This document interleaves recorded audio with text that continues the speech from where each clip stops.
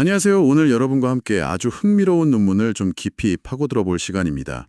특히 신학 공부하시는 분들께는요, 오늘날 교회의 정체성, 그리고 선교에 대해 아주 근본적인 질문을 던지는 그런 글인데요. 네, 반갑습니다. 오늘의 주제는 바로 교회에 정말 새로운 선교 패러다임이 필요한가입니다. 존 볼트와 리처드 뮬러, 이 두 분의 신학자가 1996년에 발표한 글이에요. 칼빈 신학 저널에 실렸던 오늘날 교회에 새로운 선교 패러다임이 필요한가, 이걸 중심으로 이야기를 나눠보겠습니다. 네, 아주 중요한 아티클이죠. 그렇죠. 오늘 저희 목표는 이 글의 논증을 하나하나 좀 뜯어보고요. 그 역사적 신학적 근거들을 우리 고백적 개혁주의, 웨스트민스터 신앙고백서나 벨직 신앙고백서 같은 기준에서 한번 평가해보는 겁니다. 네, 좋습니다. 그래서 이 주장의 강점, 또 약점은 뭔지, 그리고 이게 우리 목회 현장에는 어떤 의미를 던져주는지 함께 고민해보려고 합니다. 요즘 교회를 새롭게 재구상해야 한다, 이런 목소리가 높은데 과연 이 글이 어떤 통찰을 줄 수 있을지 기대가 됩니다. 네, 사실 볼트와 뮬러의 입장은 처음부터 아주 분명합니다. 교회가 복음을 전해야 한다는 그 사명 자체에는 전적으로 동의해요. 그건 197페이지에서도 강조하고 있고요. 네네. 하지만 소위 선교 중심적, 영어로는 미션 쉐이프트라고 하는 그런 패러다임으로 교회의 본질 자체를 바꾸려는 시도 있잖아요. 이건 불필요하다. 그리고 역사적으로도 좀 부정확하고 신학적으로도 문제가 있다. 심지어는 그런 주장을 하는 분들이 의도하는 그 선교적 목표에도 오히려 해가 될 수 있다. 이렇게 아주 강하게 비판합니다. 이것도 197페이지에 명확히 나와 있죠. 상당히 단호한 입장이네요. 자, 그럼 본격적으로 한번 풀어가 보죠. 볼트와 뮬러가 구체적으로 문제 삼는 주장이 뭐였나요? 그러니까 그 선교를 교회의 거의 유일한 혹은 가장 중요한 본질로 삼으려는 그런 움직임들, 이런 걸 말씀하시는 거죠. 맞습니다. 예를 들면 캐논 켈러헨이라는 분은 전문 목회자의 시대는 끝났다. 선교사 목회자의 시대가 왔다. 이렇게 선언하기도 했고요. 강한 표현이네요. 네. 또 찰스 반 엔겐 같은 분은 교회가 그 본질을 제고하고 세상과의 관계를 재진술하며 하나님의 선교에 참여하는 방식을 재형성해야 한다. 이렇게까지 주장을 했죠. 당시 북미 기독 개혁교회 CRC의 한 태스크포스 문서 부제는 아예 교회 중심 선교에서 선교 중심 교회로였다고 해요. 와, 정말 그 패러다임 전환을 아주 노골적으로 요구하는 그런 주장들이었군요. 이런 주장이 나오게 된 배경은 뭘까요? 왜 갑자기 이런 이야기들이 나왔을까요? 이런 주장을 하시는 분들은 주로 이제 사회문화적인 변화 때문에 전통적인 교회론 있잖아요. 그러니까 교회의 속성, 하나됨, 거룩함, 보편성, 사도성 이런 거나 아니면 교회의 표지, 말씀 선포, 성례, 권징 이런 거에 초점을 맞추는 방식이 더는 시대에 안 맞는다. 이렇게 보는 거죠. 시대에 뒤떨어졌다. 네. 이런 전통적 교회론이 소위 콘스탄티누스 시대, 그러니까 교회가 권력이랑 아주 밀착됐던 그 시대의 유물이기 때문에 본질적으로 선교적이지 못하다. 이런 비판인 겁니다. 그렇군요. 물론 볼트와 뮬러도 선교의 중요성이나 문화 분석의 필요성 자체는 인정합니다. 그건 아니라고 하진 않아요. 하지만 문제의 핵심은 교회론 자체가 아니다. 그리고 제한된 방식대로 교회론을 바꾸는 것은 필요하지도 않고 유익하지도 않다. 이렇게 반박하는 거죠. 여기가 정말 흥미로운 지점 같아요. 특히 그 역사적 논증 부분이 핵심 쟁점 중 하나인 것 같은데요. 그러니까 전통적 교회론은 콘스탄티누스 시대의 산물이라 선교에 약하다. 이 등식이 과연 타당한가? 이 질문이겠네요. 맞습니다. 심지어 종교계 화자들조차도 참된 교회와 거짓 교회를 구분하는데 벨직 신앙고백서 29조 같은 거요. 여기에 너무 집중한 나머지 기독교 세계 바깥을 향한 선교에는 소홀했다. 이런 비판까지 제기되었다고 하니까요. 네네. 바로 그 지점입니다. 하지만 볼트와 뮬러는 이 콘스탄티누스주의 비판 자체가 역사적으로 너무 단순화됐거나 좀 부정확하다 이렇게 조목조목 반박을 합니다. 어떻게 반박하나요? 첫째는요. 소위 기독교 왕국이라고 불렸던 칼빈의 제네바 같은 곳에서도 개인의 신앙은 결코 그냥 당연하게 여겨지지 않았다는 거예요.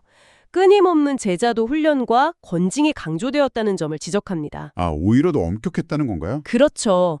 오히려 참된 교회와 거짓 교회 예를 들어 당시 로마 카톨릭이나 제세례파 같은 집단이죠. 이런 걸 구분하려는 노력 자체가 그 거짓 교회에 속한 사람들을 향해 복음을 전해야 한다는 필요성을 역설적으로 내포하고 있었다. 이렇게 볼 수도 있다는 겁니다. 아, 그러니까 참교회를 강조하는 것 자체가 선교를 배제하는 게 아니라 오히려 선교의 대상과 방향을 더 명확히 하려는 노력일 수 있다. 이런 관점이군요. 네, 그렇습니다. 둘째로 볼트와 뮬러는 과연 콘스탄티누스주의, 그러니까 시민 권력과 종교 권력의 완전한 융합이 역사적으로 정말 있었는지, 그리고 그게 반드시 선교를 막았는지에 대해서도 의문을 제기해요. 실제로 그랬는지도 불분명하다. 중세교회는 이론적으로는 계속 두 검 이론이라는 걸 유지하면서 영적 권위와 세속 권위를 구분하려고 했거든요. 실제로 교황 그레고리 7세랑 황제 하이니리히 4세 사이의 그 유명한 카노사의 굴욕 사건 같은 건 두 권력 간의 긴장을 아주 잘 보여주는 사례죠. 완전히 하나가 아니었다는 겁니다. 그렇군요. 그리고 셋째로 이게 결정적인데 중세와 종교개혁 시대에도 선교는 꾸준히 이루어졌다는 사실을 강조합니다. 아, 정말요? 흔히 그 시대를 암흑기라고 생각하기 쉬운데 그렇죠. 근데 예를 들어 고트족에게 복음을 전한 울피라스나 아일랜드의 패트릭, 독일의 보니파시오 같은 인물들을 생각해 볼 수 있고요.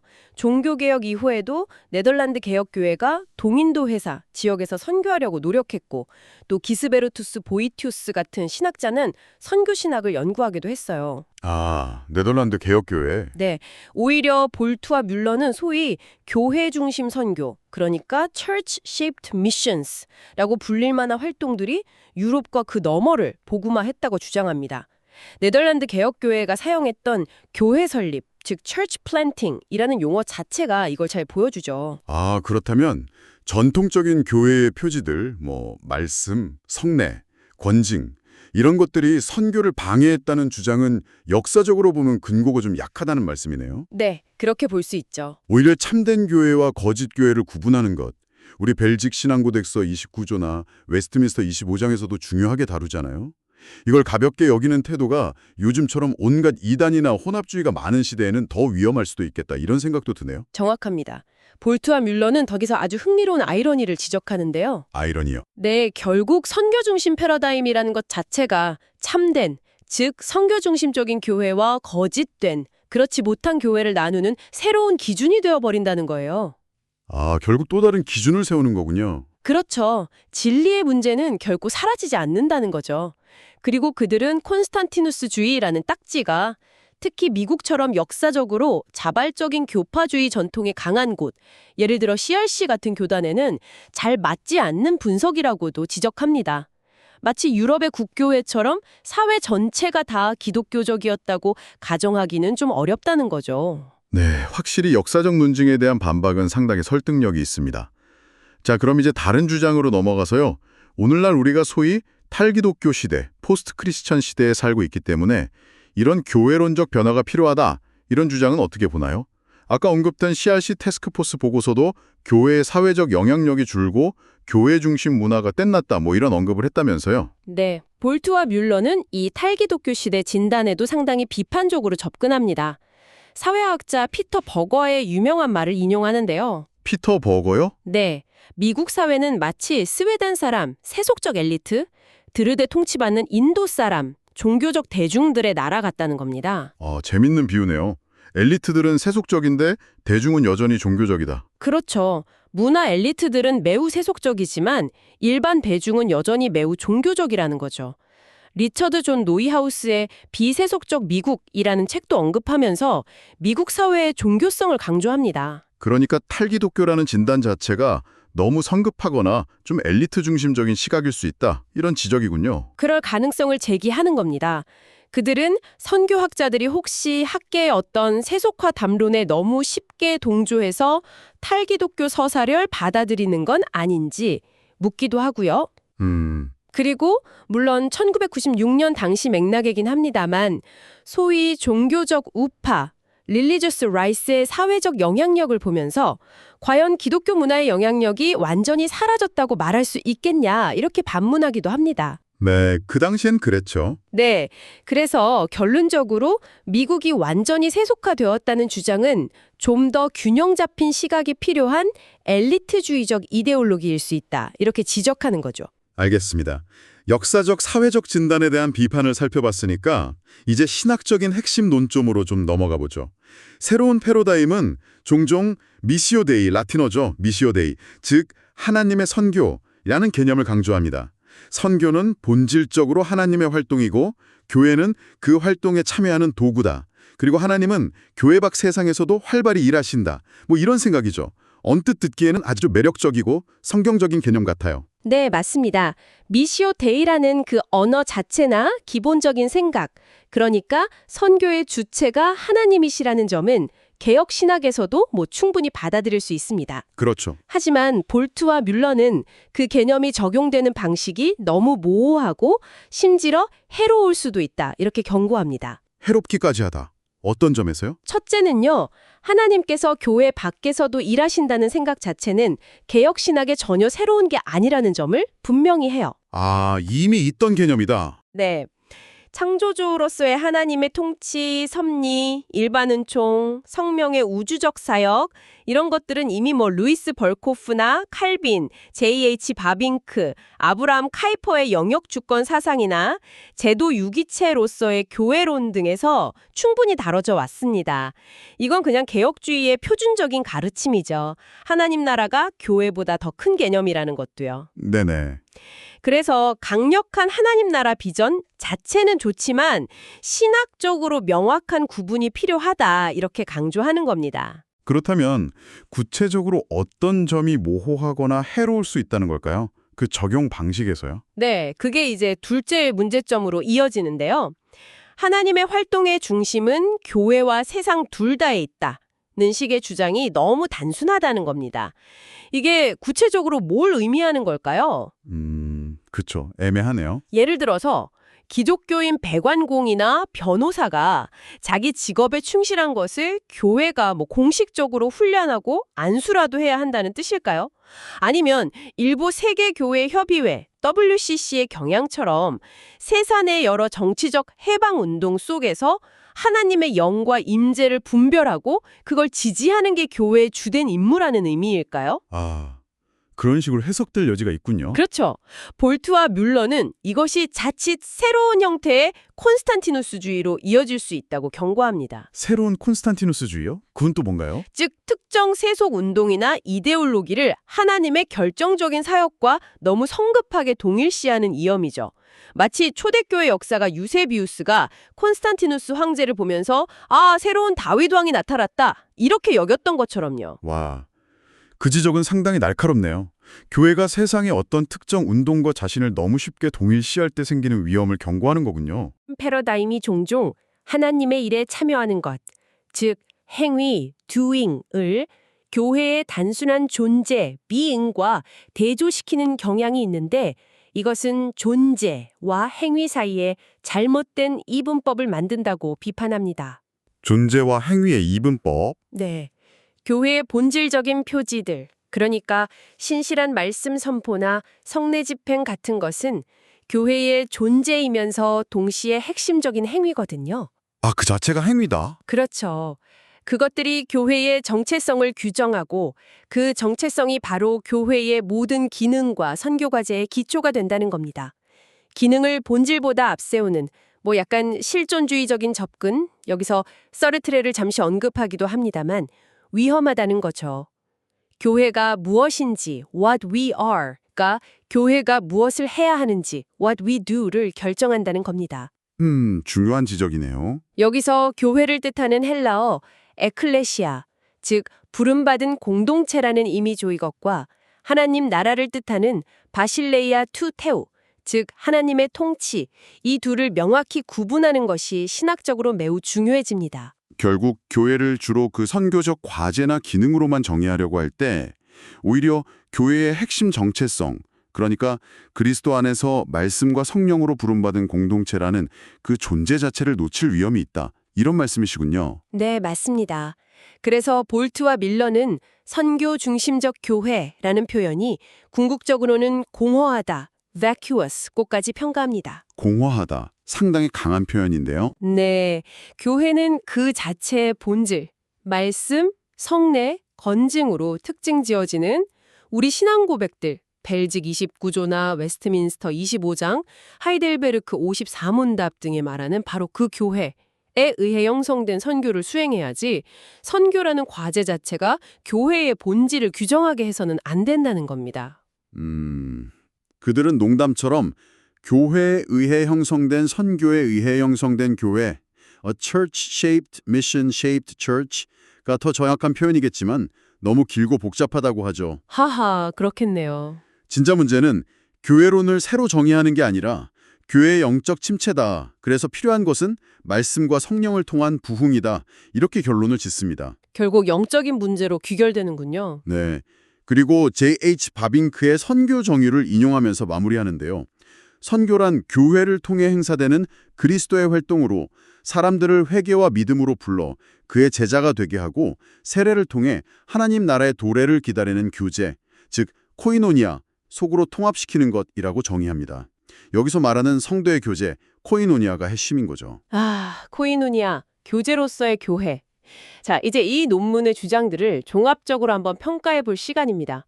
신학교에서 공부하시는 여러분 입장에서 이 논의가 어떤 의미를 가질지 강점과 약점, 그리고 목회적 함의를 정리해 보면 좋겠습니다. 먼저 강점부터 짚어볼까요? 네, 강점 첫째는 역사적 오류 수정입니다. 그 전통적 교회론을 비판할 때 흔히 등장하는 콘스탄티누스주의라는 딱지 있잖아요. 그게 얼마나 단순화되고 때로는 부정확한지를 구체적인 역사적 증거들을 통해 잘 보여줍니다. 중세나 종교개혁 시대의 선교 노력을 제시함으로써 좀 균형 잡힌 시각을 제공하죠. 네, 역사를 너무 단순하게 재단하려는 시도에 제동을 거는 중요한 작업이네요. 두 번째 강점은요? 둘째는 신학적 정밀성입니다. 특히 그 미시오 데이 개념이 남용될 수 있는 지점을 정확히 짚어내면서 교회, 에클레시아와 하나님 나라, 바실데야 투 세오, 제도적 교회와 유기체적 교회, 교회의 존재와 행위, 일반 은총과 특별 은총 같은 개혁 신학의 중요한 구분들을 놓치지 않고 견지합니다. 아, 중요한 구분들을 잘 지켜냈군요. 네.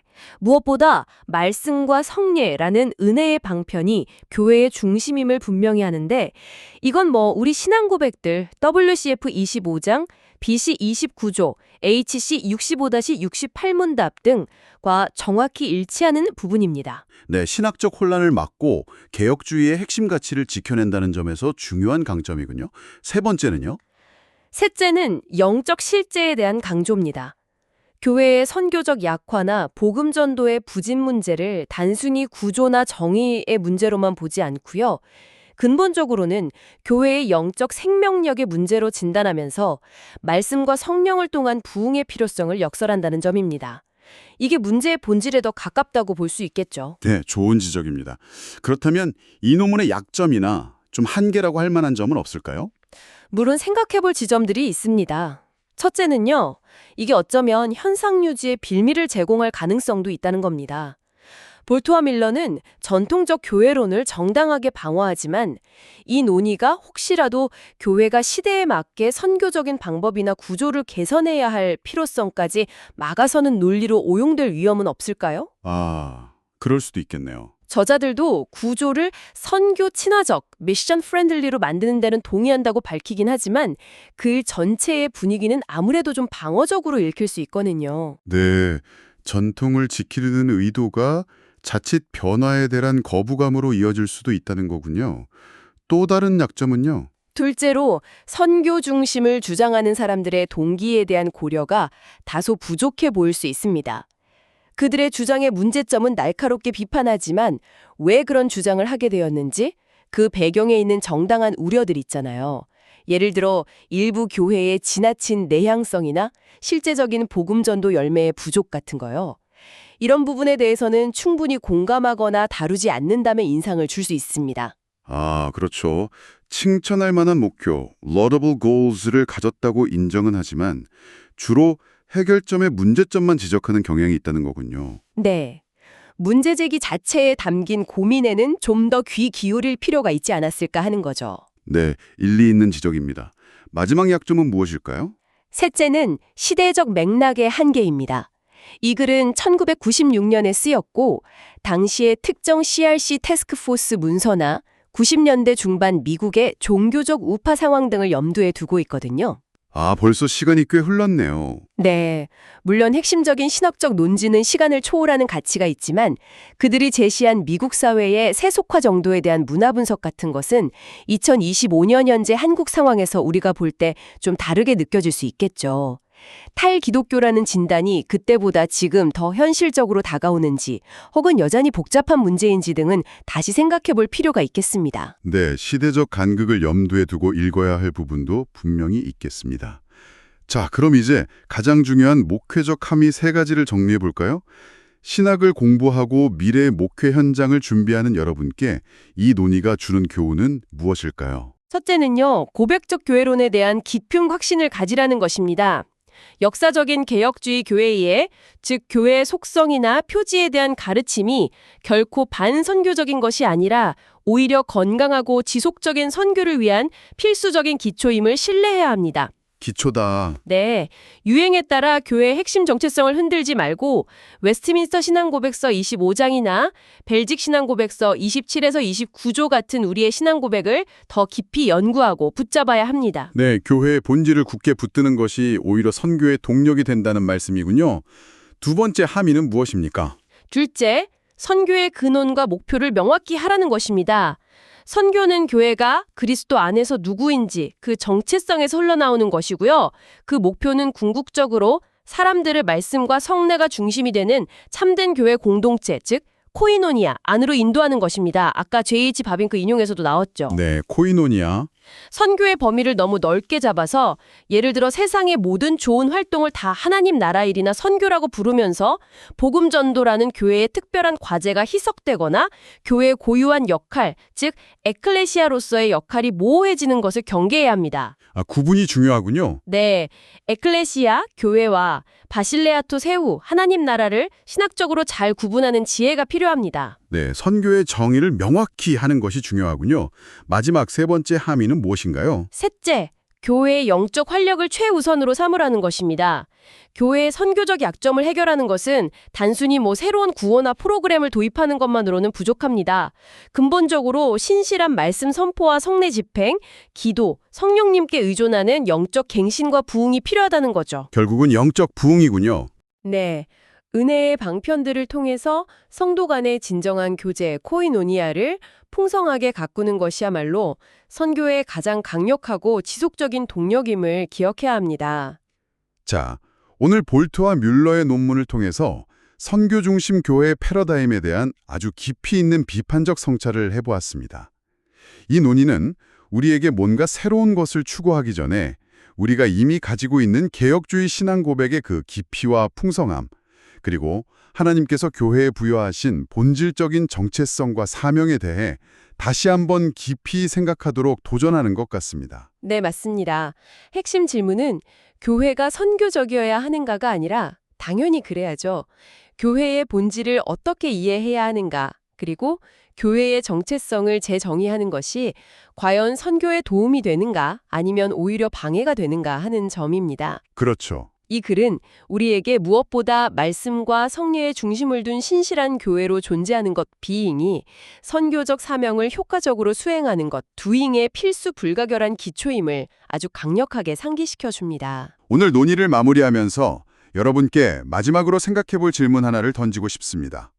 볼트와 뮬러는 교회가 세상의 특정 역사적 운동이나 이데올로기 속에서 너무 쉽게 하나님의 결정적인 사역을 발견했다고 여기는 고전적인 콘스탄티누스주의의 위험을 경고했습니다. 네, 그랬죠. 그렇다면 오늘날 우리가 살고 있는 이 시대 속에서 우리는 어떤 새로운 형태의 콘스탄티누스주의의 유혹에 빠질 수 있을까요? 즉, 우리의 신앙과 교회의 정체성을 저기 에클레시아 안에서 말씀과 성령을 통한 그리스도의 사역에 굳건히 두기보다 세상의 어떤 매력적인 사회적, 정치적 혹은 심지어 선교적인 경향이나 운동과 우리 자신 혹은 하나님 나라를 너무 성급하게 동일시하려는 그런 유혹은 없을까요? 여러분의 남은 학업과 또 앞으로 펼쳐질 사역 속에서 깊이 고민해 볼 가치가 있는 질문이라고 생각합니다. 네, 아주 중요한 질문입니다. 오늘 저희와 함께한 이 깊이 있는 탐구가 여러분의 신학적 여정에 의미 있는 성찰의 계기가 되었기를 바랍니다. 다음 시간에 또 다른 흥미로운 주제로 찾아뵙겠습니다. 감사합니다.